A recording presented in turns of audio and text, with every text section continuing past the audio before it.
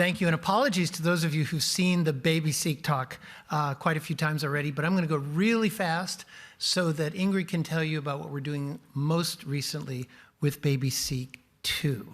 So I haven't had a chance to tell you my potential conflicts of interest. It is important, I think, that all of us are interactive with industry, but are transparent about industry. And salient to this, I consult to a number of companies, and I have co-founded Genome Medical, a telemedicine company, and have recently co-founded a company to commercialize newborn sequencing called Nurture Genomics, and several of the leaders of Nurture Genomics are here today.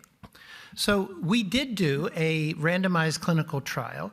It was looking at medical, behavioral, and economic outcomes, and actually randomized volunteer families into receiving genome sequencing with approximately 1,000 genes that we selected, just like people have been talking about, by curation of the highly penetrant, more or less actionable. In this case, we did not restrict ourselves to fully actionable for reasons I can tell you about later.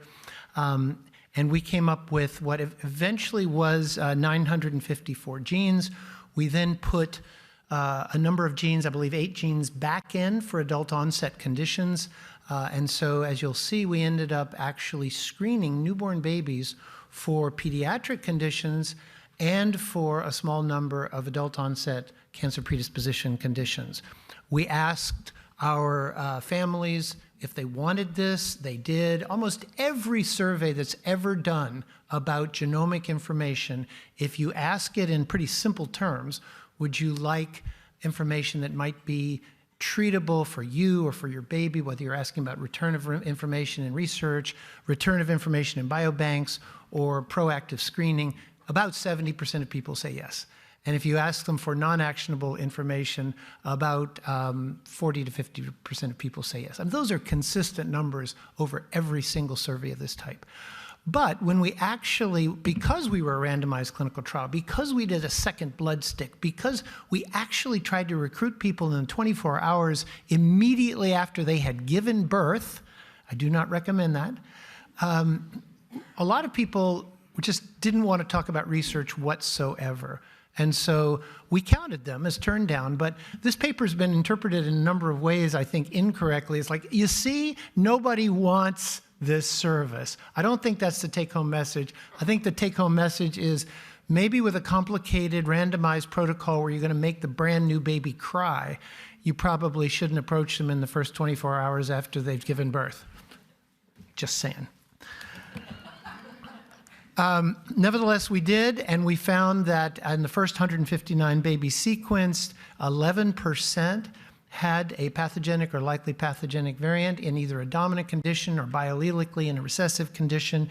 You can see those there. All of these were enrolled as healthy babies or as NICU, a few as NICU babies who had something that was not necessarily perceived to warrant genetic testing. In other words, it was a sort of incidental enrollment from the NICU.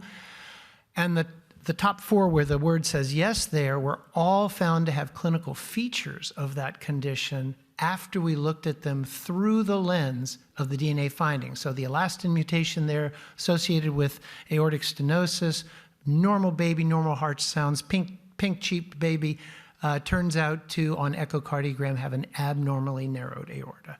Glass half full, glass half empty. Is that family going to worry about something there for the rest of their life? Or if that baby has fatigue or falls down on the playground too often, do you have a place to more directly look at? Lots and lots of recessive carrier variants were found, more than any other commercial expanded carrier service. And such interesting stories came out of even this small sample size. One of these families got interested and out of curiosity did preconception expanded screening before their next baby. Curiosity, because our baby has these, that means we have these. And they found that they had each a variant in a super rare disease. They were not consanguineous, and they used reproductive technology for their next baby. Things happen that you do not anticipate. Huge narrative in this space, which actually we haven't heard much about today, perhaps maybe even because of this paper, I hope, is the narrative of catastrophic psychological distress. And this randomized trial format allowed us to say pretty clearly that that was not the case.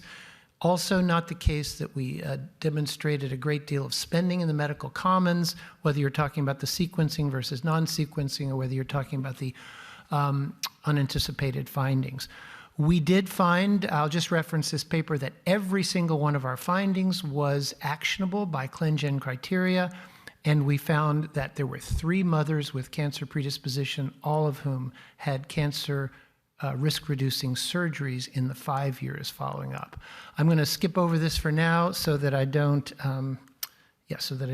skimp on Ingrid's time. All right, thank you, Robert. Oh, right, the one that is back and next. Okay, so as Robert said, we really found that this was kind of the first clinical trial. We did this type of sequencing. We found important genetic findings, and we did not find any harms, as Robert kind of just demonstrated. However, almost all parents who enrolled in our project were non-Hispanic and white. And so this led us to BabySeq 2 that Robert and I are co-PIs on, looking at implementing whole genome sequencing in a diverse cohort of healthy infants funded by the NCATS, it's a UL1 funding mechanism, and NICHD. And so really we're addressing this lack of diversity. So the concern is distrust of research in genetics among underrepresented minorities. On the other hand, it's really important that we enroll underrepresented minorities and people of diverse communities into research that we want to potentially implement in public health. And so the kind of question then is, could our results in BabySeq 2 that Robert just showed be replicated in a multi-site and a more diverse community? And so this is kind of a complicated slide, but essentially we have 3 clinical sites as part of the grant: Boston Children's, Mount Sinai, New York, and University of Alabama. In Birmingham, we also have 2 sites that have joined us, several sites, CHOP, Children's Hospital of Philadelphia, Coral Health, and Dartmouth. We have sequencing at the Broad. The Mass General Brigham is coordinating the whole study. We have economic analysis at Harvard Pilgrim, and I think that's as all of our sites. And essentially, it's the same study design as BabySeq. The initial BabySeq project, a randomized controlled trial of infants, healthy infants, focusing on Hispanic and African-American families, again, randomized to either sequencing or not sequencing, and looking at the medical, behavioral, and psychosocial outcomes through surveys. So our strategies for enrolling diverse participants, and the first is really community engagement. So we did interviews of parents from these clinics to really try to understand what were kind of barriers to enrollment, how did they feel about a project like this. We also engage a community advisory board with members from all 3 sites, which has really been crucial in terms of how we've actually developed and implemented the study. And the other is to go to where the participants are. So the initial BabySeq project was a very diverse newborn nursery at the Brigham and Women's Hospital in Boston and the NICUs at Boston Children's Hospital. But the people who actually decided to enroll were tended, as I said, to be non-Hispanic, white, of high socioeconomic status. So instead of enrolling, and there's other, as Robert said, other kind of issues in that population. So instead, we're going to these community health centers and enrolling kind of where the patients are. I'll skip through this, a similar return to results that Robert talked about. And then we're assessing the medical, behavioral, and economic outcomes. And so in terms of medical outcomes, we're really looking to see, do the results returning make a difference in the medical care of these infants, and what kind of screening is done, what kind of family testing is performed.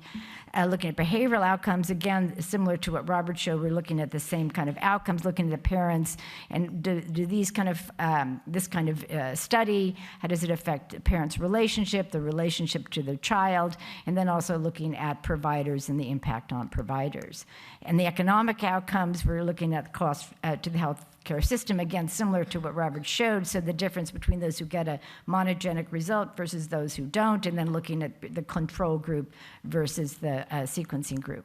So I'm just going to spend the last couple of minutes talking about our recruitment and enrollment to date.